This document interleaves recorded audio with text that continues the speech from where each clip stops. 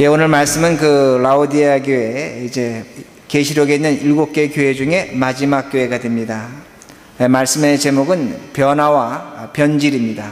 변화와 변질이라는 제목으로 말씀을 드리겠습니다.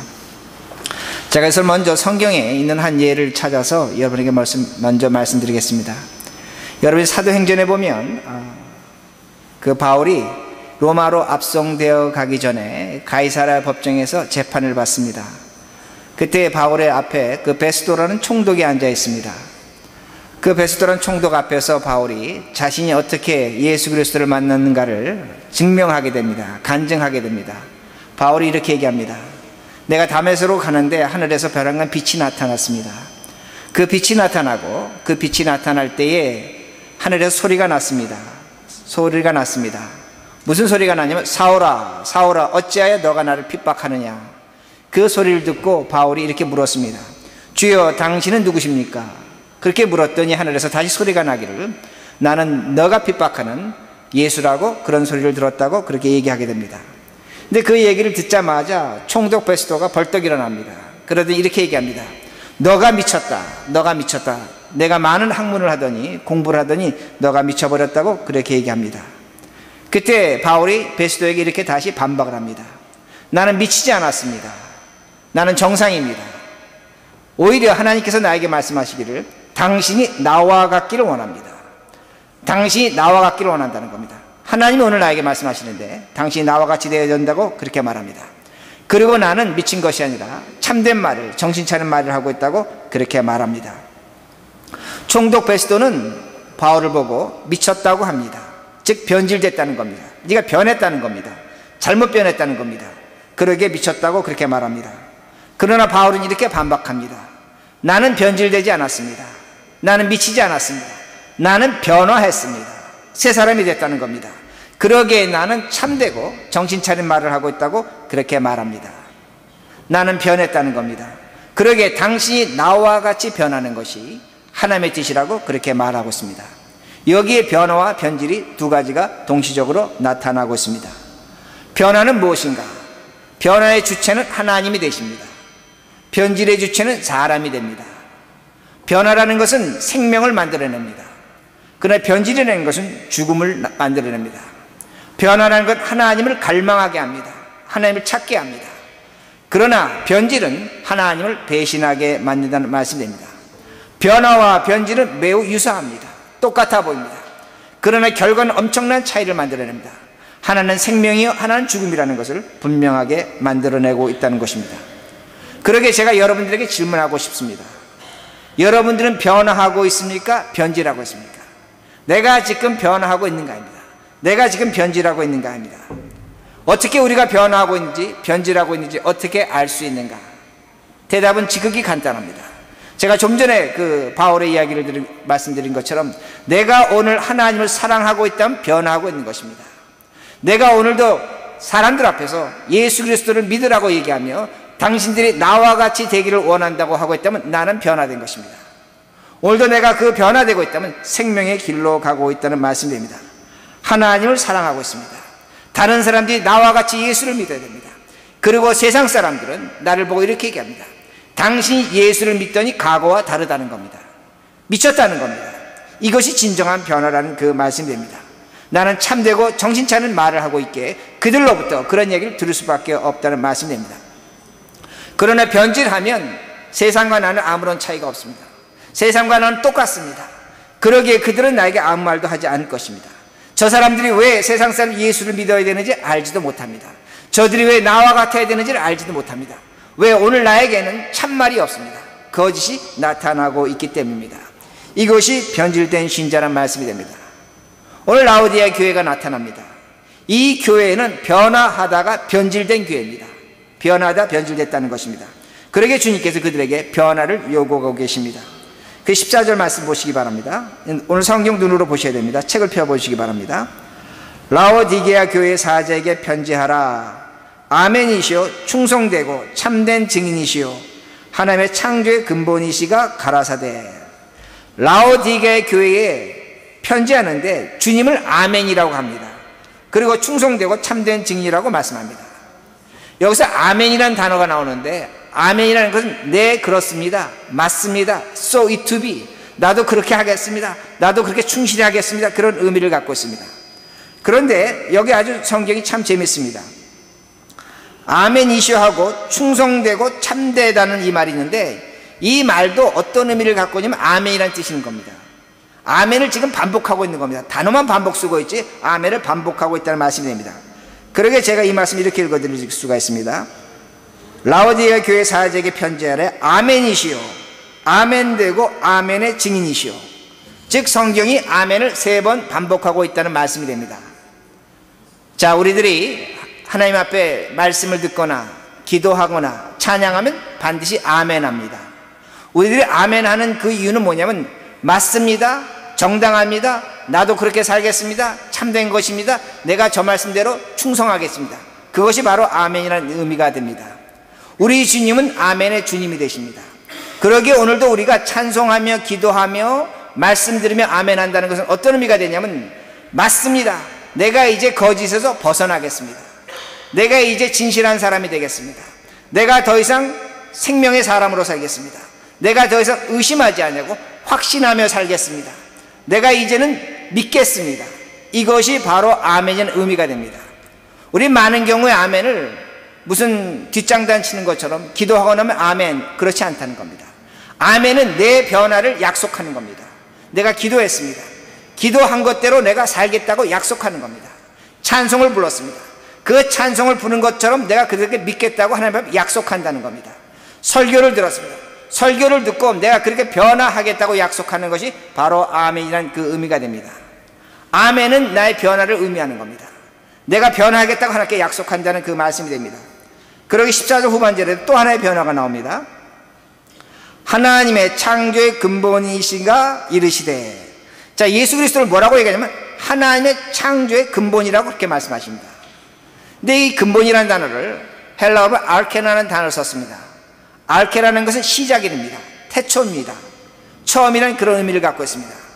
그러기에 킹 제임스 버전이나 NASB 버전을 보면 The Beginning으로 그렇게 번역했습니다. 그러니까 제가 이렇게 성경을 번역해도 됩니다. 하나님의 창조의 시작이신지가 이르시되. 예수 그리스도가 하나님의 창조의 시작이라고 말씀합니다. 자, 구약 성경을 보면 창세기에서 하나님이 우주 만물을 창조하셨습니다.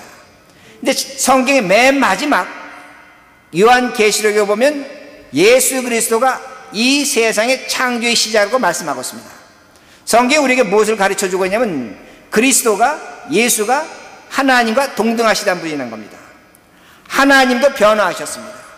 우리를 죄와 사망에서 구원하시기 위해서 하늘 보좌 버리시고 사람의 몸을 입고 이 땅에 오셔서 종의 형체를 가지시고 십자가에서 죽기까지 복종하신 분이 예수 그리스도라는 겁니다. 주님도 변화하셨다는 겁니다. 그러므로 성경이 우리에게 줄기차게 요구하는 것은 무엇이냐면 우리들도 변화해야 된다고 분명하게 말씀합니다. 그러기에 성경을 보면 변화한 사람들이 있습니다. 변질한 사람들이 있다는 겁니다. 자, 이렇게 하나 예를 들어 말씀드리겠습니다. 여러분들이 사울 왕을 아십니다.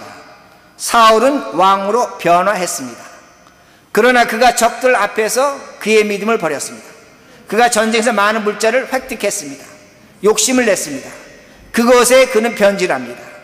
그러기에 그의 인생의 마지막이 비참한 죽음을 맞이한다는 말씀이 됩니다. 주님의 제자 중에 가롯 유다가 있습니다. 그는 열심당원이었습니다. 애국자였습니다. 그런데 그가 주님의 제자로 변화했습니다. 변화했는데 그가 원하는 예수 그리스도는 정치적인 메시아입니다. 경제적인 메시아입니다.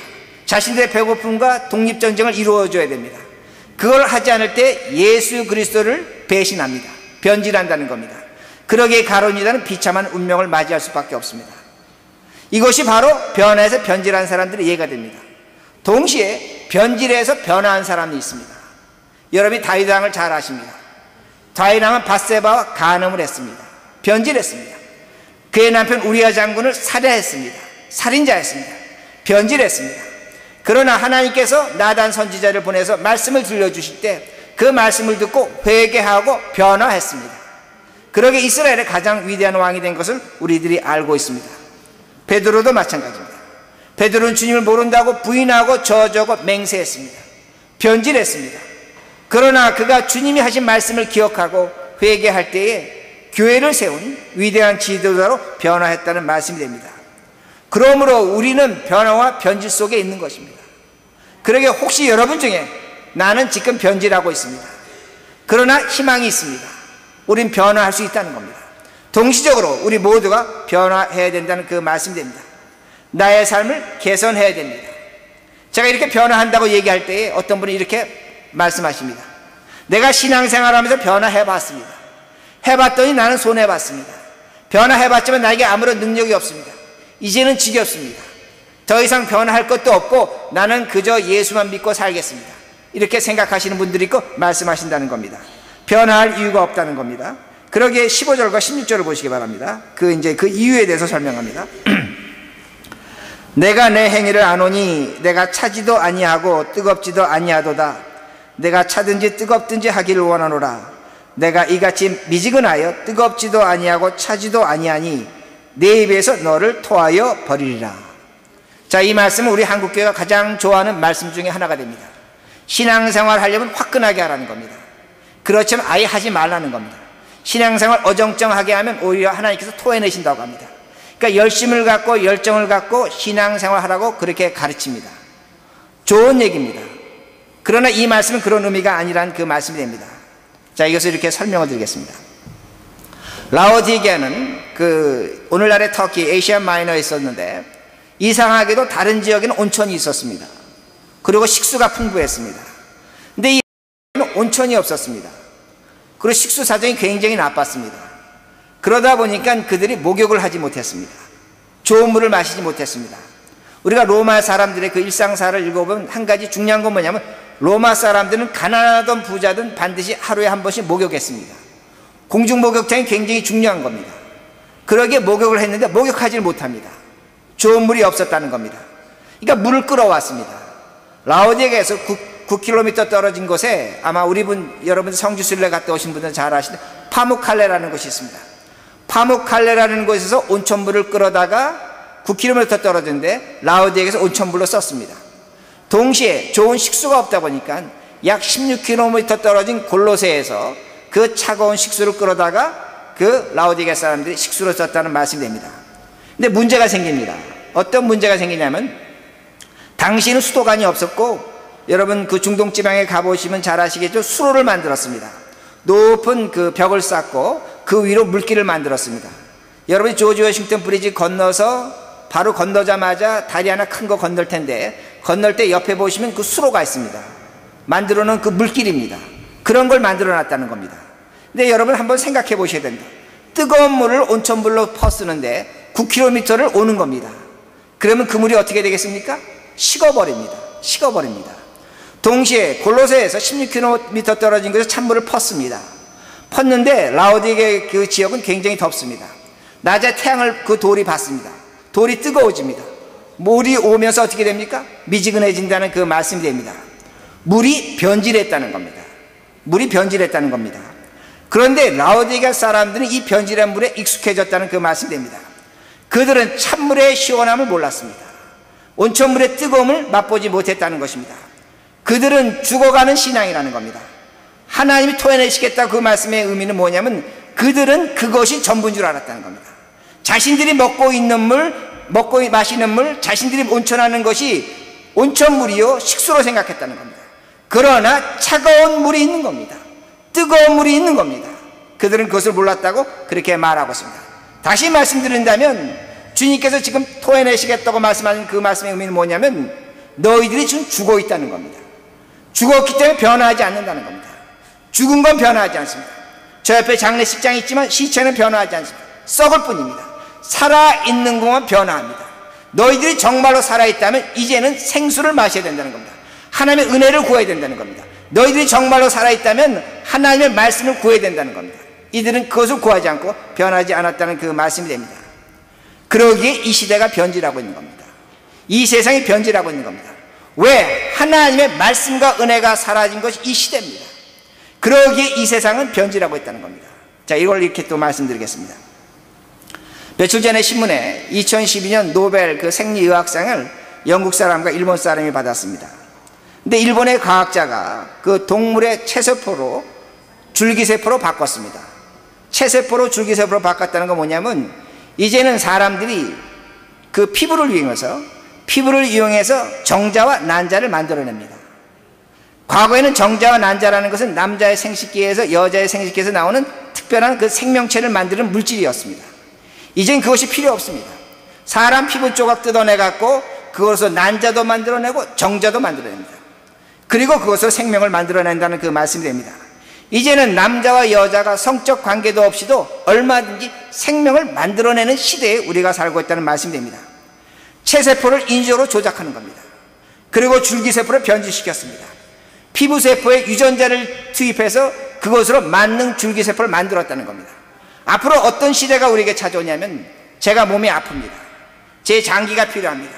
심장이 필요하든지 위장이 필요하다 그러면 저와 같은 생명체를 복제합니다. 만들어냅니다. 만들어내고 그 생명체로부터 제 장기를 갖다가 바꿨습니다. 마치 자동차 파트 받듯이 바꿉니다. 위장도 바꾸고 심장도 바꾸고 다 바꿉니다. 그리고 그 생명체는 죽여버리는 겁니다.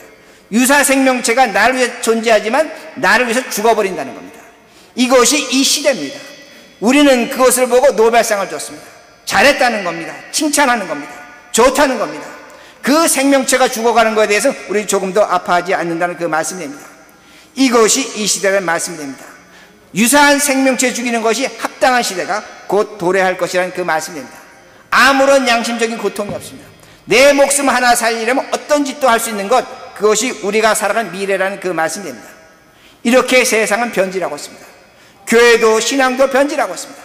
사람들도 변질하고 있습니다. 국가도 사회도 변질하고 있다는 것입니다. 문제는 뭐냐면 아무리 조작합니다. 아무리 생명체를 만들어내려고 합니다. 그러나 변질하는 건 반드시 죽게 되어 있습니다. 모든 것의 끝은 사망입니다. 죽음이라는 그 말씀입니다. 진정한 생명은 변질에 있지 않습니다. 변화하는 것에 진정한 생명이 있다는 말씀입니다. 여러분, 이번 주 그 뉴스윅에 보면 그 Heaven is Real이라는 그 천국이 있다는 것이 표지 기사로 나왔습니다. 그 내용은 에덴 알렉산더라는 하버드 메디컬 스쿨의 그 뉴럴리즘, 그러니까 정신과 의사입니다. 그러니까 뇌를 전공을 한 의사입니다. 그는 의사요 교수입니다. 근데 그는 평상시에 이런 걸 많이 겪었습니다. 많은 사람들이 코마에 딱 깨어납니다. 코마에서 깨어나면, 의식불명에서 깨어나면 어떤 사람들이 이렇게 얘기합니다. 나는 지옥을 갔다 왔습니다. 나는 천국을 갔다 왔습니다. 그는 그때마다 이렇게 해석을 했습니다.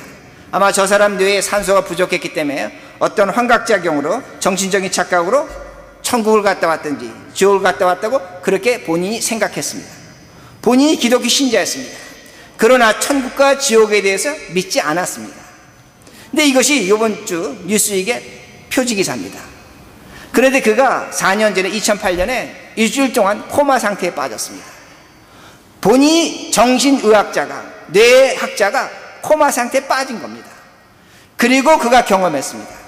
그리고 그가 경험한 천국을 기사로 만든 겁니다. 그가 하나님을 만났습니다. 어떤 신비한 존재를 만났습니다. 그리고 그가 거기서 3가지 음성을 듣습니다. 너는 영원히 사랑을 받고 있다. 너는 아무것도 두려워하지 말라. 너는 아무것도 잘못하지 않았다. 그는 지금까지 이런 얘기를 어떻게 생각하냐면 뇌에서 산소가 부족하면 듣는다고 그렇게 생각했습니다. 근데 자신이 직접 경험한 겁니다. 산소 부족이 아니라는 겁니다. 하나님의 세계, 천국의 세계를 경험하고 돌아왔다는 말씀입니다. 그것도 미국의 가장 권위 있는 주간지가 나타난 기사란 그 말씀입니다. 천국이 있다는 겁니다. 그러게 The Heaven is real, 하나님의 나라가 있다는 그 말씀입니다. 그럼 천국은 어떤 곳이 가는 겁니까? 성경 우리에게 분명히 답을 이미 줬습니다. 무엇이라고 말씀하냐면 예수 그리스도의 십자가로 말미암아 죄인에서 의인으로 변화된 자들이 가는 곳이 천국이라고 분명히 말씀하십니다. 변질된 것이 가는 것이 아닙니다. 변화된 자들이 가는 것입니다. 그리스도로 말미암아 가는 것입니다. 생명의 자리로 가고 있다고 분명히 말씀합니다. 이 세상의 모든 것은 변질합니다. 차가운 것인지 뜨거운 것이 다 썩어서 없어지는 것입니다. 그러나 그리스도는 영원하십니다. 하나님은 영원하십니다. 그 영원하신 하나님을 믿고 살 때 우리들이 영원해진다고 성경 우리에게 분명히 가르쳐주고 있습니다. 이 변화를 라오디게 교회는 모르고 있다는 겁니다. 오늘도 세상에 많은 사람들이 이 변화를 모르고 살아간다는 그 말씀입니다. 그러기 10절에 이렇게 말씀합니다. 내가 말하기를 나는 부자라 부요하여 부족한 것이 없다 하나 내 공고한 것과 가련한 것과 가난한 것과 눈먼 것과 벌거벗은 것을 알지 못하는도다. 라오디게는 굉장히 부자였습니다. 금융의 중심지였습니다. 그러게 AD 17년에 지진이 났을 때에 그 7개의 교회 중에 대부분의 교회들은 로마 황제의 도움을 받고 도시를 복구했습니다. 그런 라오디아 사람들은 돈이 필요 없었습니다. 스스로 라오디아라는 도시를 다시 세울 정도로 풍부한 돈이 있었습니다. 거기는 아주 비싼 양모가 있었습니다. 최고급 양모를 만들어냈습니다. 거기엔 또는 안약을 만들어내는 공장이 있었습니다. 거기는 의과대학이 있었습니다. 그러니까 라오디아에는 돈 많았습니다. 건강을 지킬 수 있었습니다. 좋은 옷 입었습니다. 아무것도 부족한 것이 없는 것입니다. 그러나 하나님 뭐라고 말씀하면 너희가 가련하다, 불쌍하다, 공고하다 네 모습을 보라는 겁니다.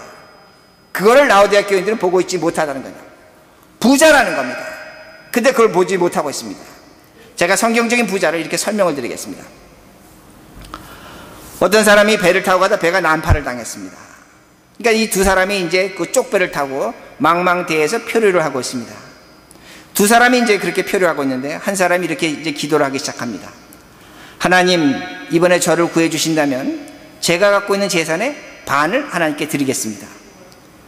구해 줄 줄 알았습니다. 그런데 오히려 폭풍이 심하게 몰아칩니다.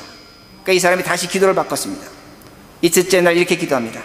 하나님, 저를 구해 주신다면 이번에 제가 갖고 있는 재산의 3분의 1을 드리겠습니다. 그런데 배가 뒤집어질 것 같습니다. 이제 풍랑을 만나 곧 죽을 것 같습니다. 그러니까 이 사람이 마지막으로 이렇게 기도합니다.